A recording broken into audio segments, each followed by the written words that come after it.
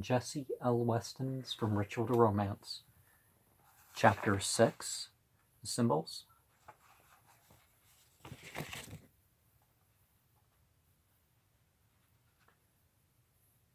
It may be the modern tendency to specialize which is apt to blind the scholars to the essential importance of regarding their subject to study as a whole, that fosters in them a habit of focusing their attention upon that one point or incident of the story which lends itself to treatment in their special line of study, and which induces them to minimize or ignore those elements which lie outside their particular range.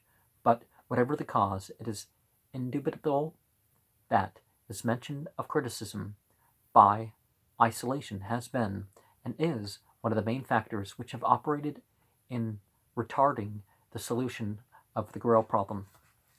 So long as critics of the story will insist on pulling it into little pieces, selecting one detail here, another there for study and elucidation, so long will the ensemble result be chaotic and unsatisfactory. We shall continue to have a number of monographs, more or less scholarly in treatment.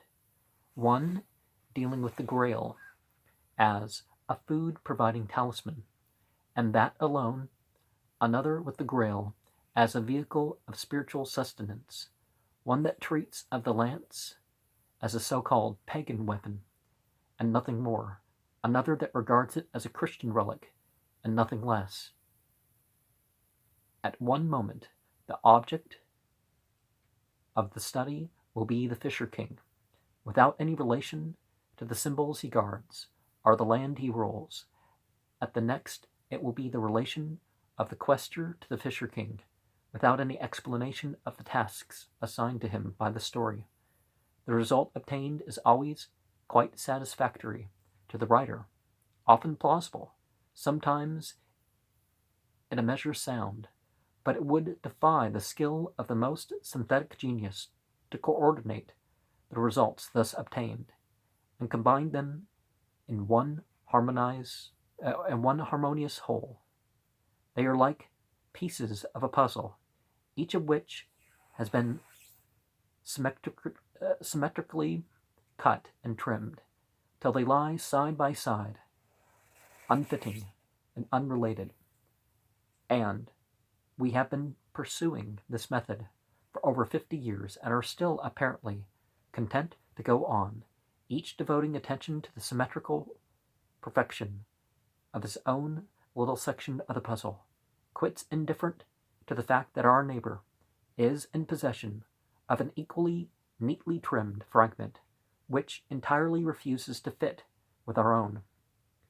Is it not time that we should frankly admit the unsatisfactory results of these years of labor, and honestly face the fact that while we now have at our disposal an immense mass of interesting and suggestive material, often of high value, we have failed so far to formulate a conclusion which, by embracing and satisfying the manifold conditions of the problem, will command general acceptance, and if this failure be admitted, may not its cause be sought in the faulty method which has failed to recognize in the Grail story an original whole, and which the parts, the action, the actors, the symbols, the result to be obtained, incident and intention, stood from the very first in intimate relation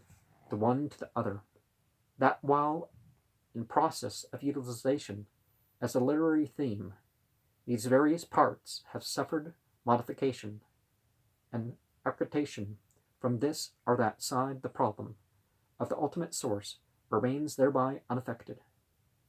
Such a reversal of method as I suggest will, I submit, not only provide us with a critical solution capable of general acceptance, but it will also enable us to utilize and appreciate at their due value the result of researches which, at the present moment, appear to be mutually destructive, the one of the other. Thus, while the purely folklore interpretation of the Grail and Lance excludes the Christian origin, and the theory of the exclusively Christian origin negatives the folklore, the pre-existence of these symbols in a popular ritual setting would would invite, later accretion alike from folk belief and ecclesiastical legend.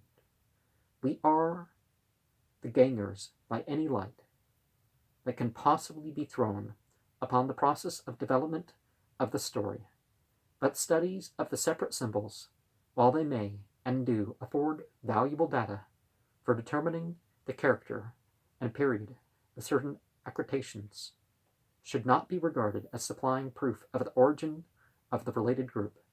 Reference to some recent studies in the legend will make my meaning clearer. A reviewer of my small quest for the Holy Grail volume remarked that I appeared to be ignorant of Miss Pulis's study, the legend of Longinus, which materially strengthens the evidence for the Christian origin.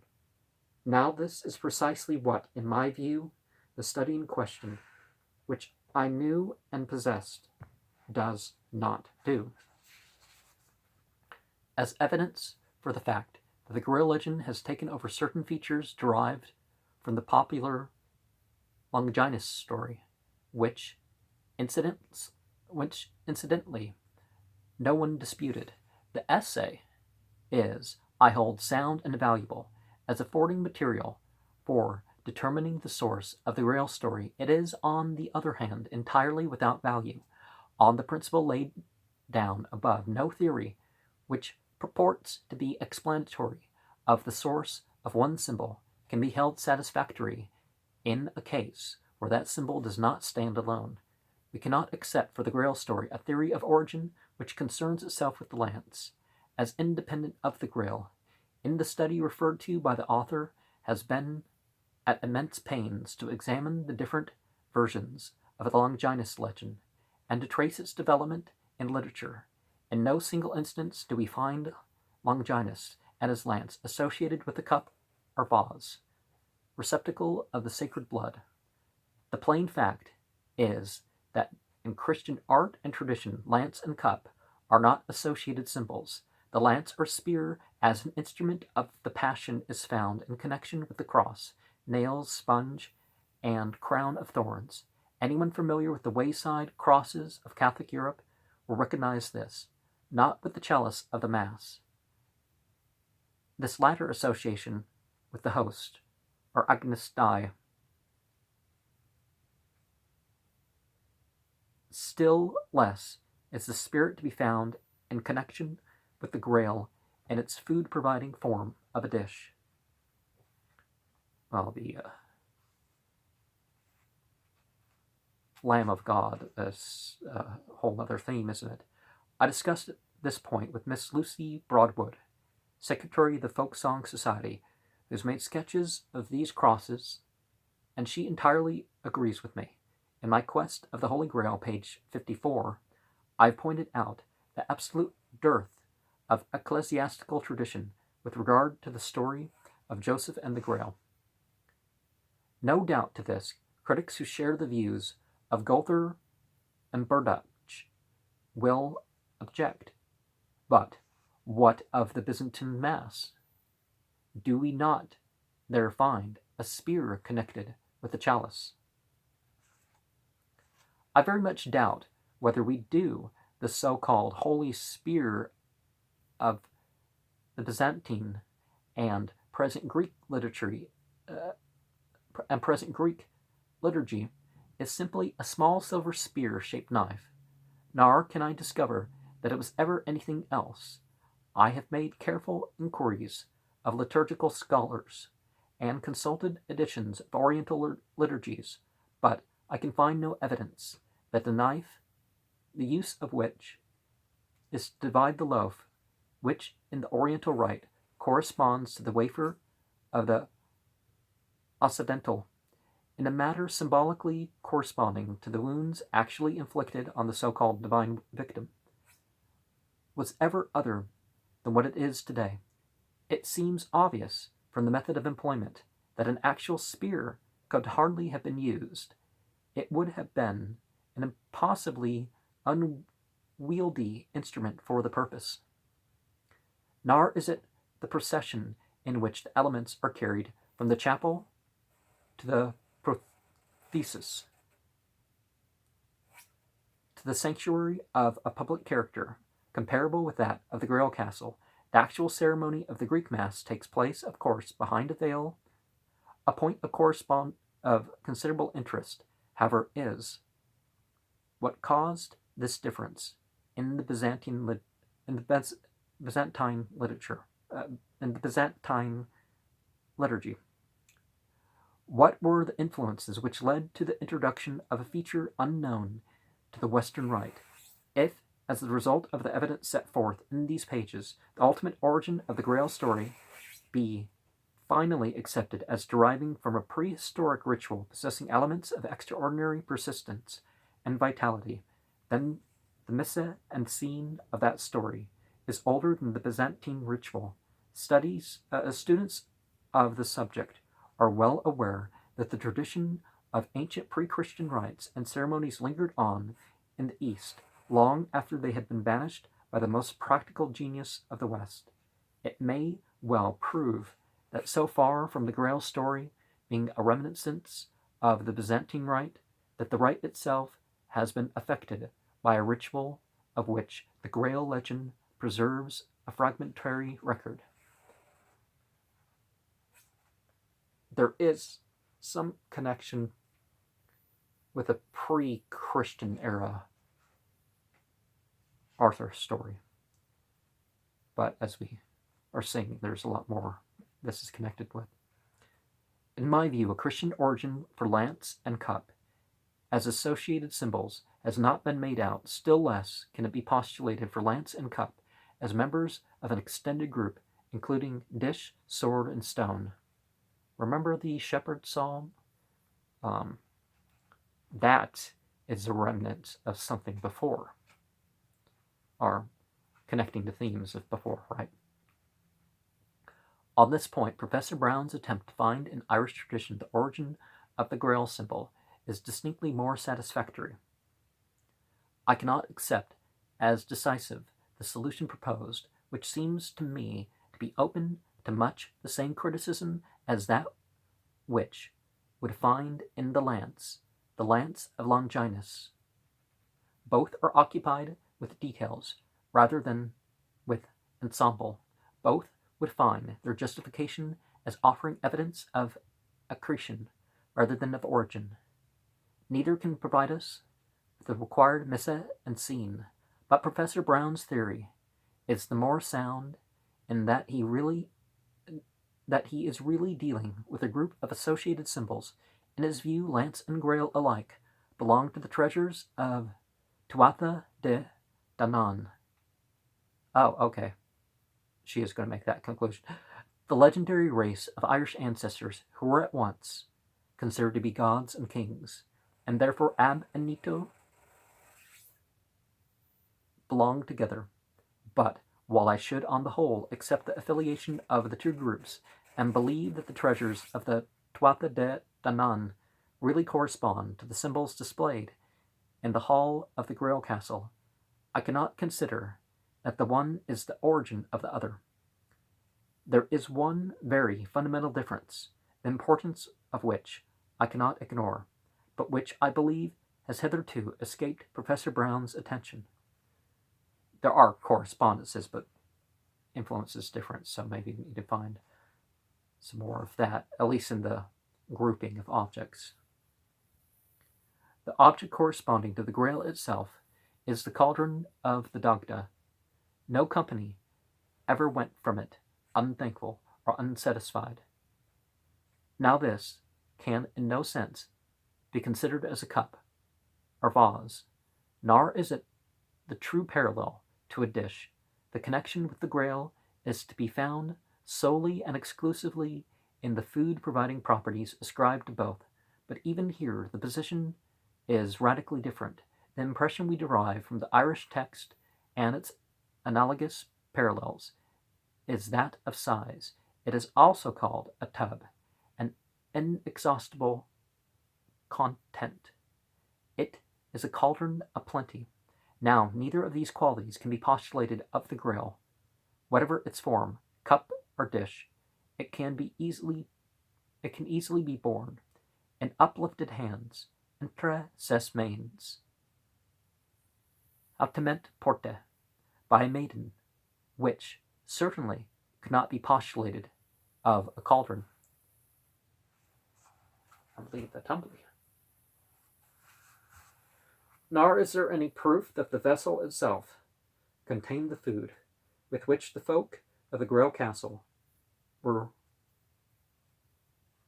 regaled. The text rather point to the conclusion of the appearance of the Grail synchronized with a mysterious supply of food, of a choice and varied character. There is never any hint that the folk feed from the Grail. Only suggestion of such feeding is in the oiste, by which the father of the Fisher King, or the king himself, is nourished. In certain texts, the separation of the two is clearly brought out, and Joseph of Arimathea, for instance, I was thinking of another spelling. The fish caught by bronze is to be placed at one end of the table, the Grail at the other. In Gawain's adventure at the Grail Castle, in the prose Lancelot, as the Grail is carried through the hall, forthwith were the tables replenished with the choicest meats in the world. But the table before Gawain remains void and bare. I submit that while the Grail is in certain phases a food-supplying talisman, it is not one of the same character as the Cauldron of Plenty. Also, while the food supply of these latter has the marked characteristic of quantity, that of the Grail is remarkable rather for quality. Its choice character is always insisted upon. The pursuit of Professor Brown's subsequent study, Notes on Celtic Cauldrons of Plenty and the Land Beneath the Waves, has confirmed me in my view that these special objects belong to another line of tradition altogether, that which deals with an inexhaustible submarine source of life, examples of which can be found in Sampo of the Finnish Kalevala and the ever-grinding mills of popular folktale. The fundamental idea here seems to be that of the origin of all life from water, a very ancient idea, but one which, though akin to the Grail tradition, is yet quite distinct therefrom. A study of this special theme would, I believe, produce valuable results. I suggest this point in correspondence with Dr. Berger, who agreed with me that it was worth working out. On the whole, I am of the opinion that the treasures of the Tuatha de Danann and the symbols of the Grail Castle go back to a common original, but that they have developed on different lines. In the process of this development, one life symbol has been exchanged for another. Before leaving the discussion of Professor Brown's theory, I would draw attention to a serious error made by the author of The Legend of Longinus. On page 191, she blames Professor Brown for postulating the destructive qualities of the lance on the strength of an unsupported passage in the Mouse manuscript, of the Mons manuscript, whereas the Montpellier's text says the lance shall bring peace. Unfortunately, it is the latter version which is unsupported. All the manuscripts, without even accepting BN 1429, which as a rule agrees with Montpellier, give the destructive version. But lance and cup, or vase, were in truth connected together in a symbolic relation long ages before the institution of Christianity, or the birth of Celtic tradition. They are sex symbols of immemorial antiquity and the worldwide diffusion. The lance or spear, representing the male. The cup or vase, the female, reproductive energy.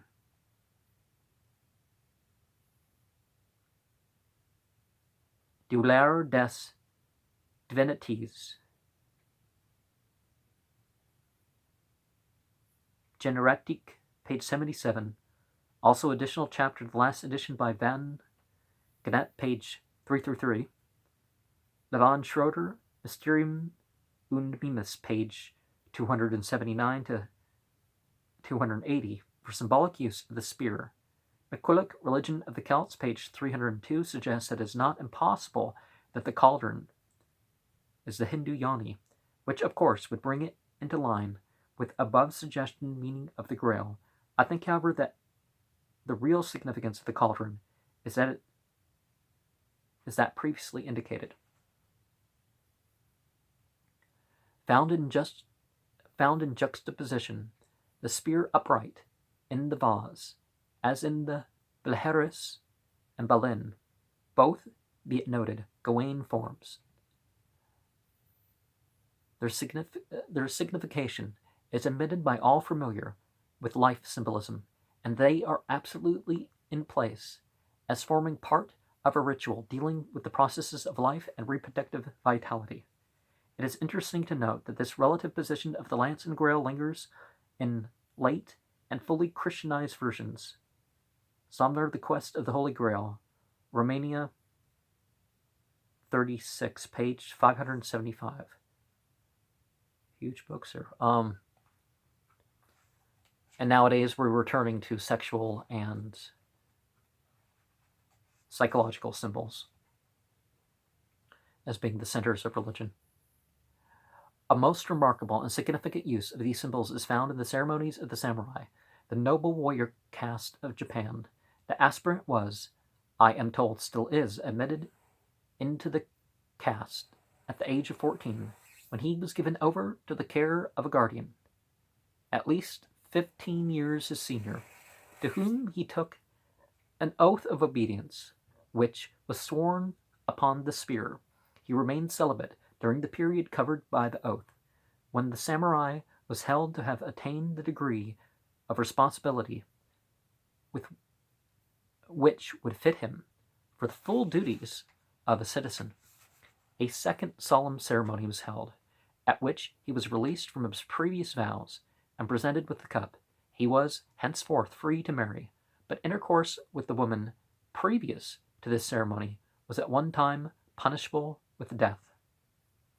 My informant on this point was a scholar resident in Japan who gave me the facts as within his personal knowledge.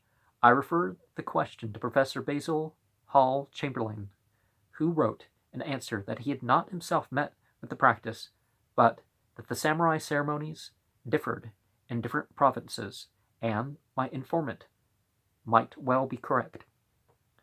That lance and cup are, outside the Grail story, life symbols, and have been such from time immemorial, is a fact. Why, then, should they not retain that character inside the framework of the story? An acceptance of this interpretation will not only be in harmony with the general mise en scene, but it will also explain finally and satisfactorily the dominant position frequently assigned to the lance. The fact that, while the lance is borne in procession by a youth, the Grail is carried by a maiden. The sex of the bearer corresponds with the symbol borne. This explanation has at least the merit of simplicity, as compared with that proposed by the author of The Legend of Longinus, page 209, which would connect the feature with an obscure heretical practice of the early Irish Church. It would also be met by Professor Brown's very reasonable objections. The Bleeding Lance, page 8, also remarks that by base quoted as before. But lance and cup, though the most prominent of the symbols, do not always appear alone, but are associated with the other objects, the significance of which is not always apparent. Thus, the dish which is sometimes the form assumed by the Grail itself, at other times appears as teleor, or carving platter of silver, carried in the same procession as the Grail, or there may be two small teleors. Finally, a sword appears in varying roles in the story. I have already referred to the fact first pointed out by the late Mr. Alfred Nutt, that the four treasures of the Tuatha de Danann correspond generally with the group of symbols found in the Grail romances, while there were some variances with what the groups were. This correspondence becomes more interesting in view of the fact that these mysterious beings are now recognized as alike demons of fertility and lords of life. As Mr. Nutt subsequently pointed out, the treasures may well be, sword and cauldron certainly are, life symbols. Of direct connection between these Celtic objects and the Grail story, there is no trace, as remarked above. We have no Irish folk or hero tale at all corresponding to the legend. The relation must therefore go back beyond the date of formation of these tales, i.e., it must be considered as one of origin rather than of dependence. But we have further evidence that these four objects do in fact form a special group entirely independent of any appearance in folklore or romance. They exist today as the four suits of the tarot. Students of the Grail text, whose attention is mainly occupied with medieval literature, may not be familiar with the word tarot, are aware of its meaning, as gates, as it is the name given to a pack of cards, 78 in number, of which 22 are designated as the keys. Major arcana, and there was minor arcana, which is the rest of the deck. These cards are divided into four suits. Well, the 56 cards are divided into four suits, which correspond with those of the ordinary cards. They are cup, chalice, or goblet, hearts, lance, wand, scepter, diamonds, sword, spades, dish, circles, pentangles, the thornberries, clubs. Today, aside from a rumbling stomach and me moving about sometimes, the tarot has fallen somewhat into disrepute, being principally used for purposes of divination, but its origin and precise relation to our present playing cards are questions of considerable antiquarian interest. Were these cards the direct parents of our modern pack, or are they entirely distinct therefrom? We do see origins before you find cards in cathedrals, and you also find origins, maybe extra themes too, but we have really all these themes appear in Egyptian art, but that doesn't mean that they just picked it up from the Egyptian theme and went. But Mr. A.E. Waite, who has published a book on the subject, informs me that the 17 cards preserved in the Bibliothèque de Roy, as specimens of the work of the painter Charles Gringonnier, are really tarots. Some writers are disposed to assign a very high antiquity to the tarot. Traditionally, it is said to have been brought from Egypt. There is no doubt that the parallel designs and combinations are to be found in the surviving decorations of Egyptian temples, notably in the astronomic designs on the ceiling of one of the halls in the palace of Medinet Abu, which is supported on 22 columns, a number corresponding to the keys of the tarot, and also repeated in a calendar sculptured on the southern facade of the same building under a sovereign of the 23rd dynasty. This calendar is supposed to have been connected with the periodic rise and fall of the waters of the Nile. The tarot has been connected with an ancient Chinese monument, traditionally erected erected in commemoration of the drying up of the waters of the deluge by Ya'o. The face of this monument is divided up into small sections corresponding in size and number with the cards of the tarot, and bearing characters which have, so far, not been deciphered.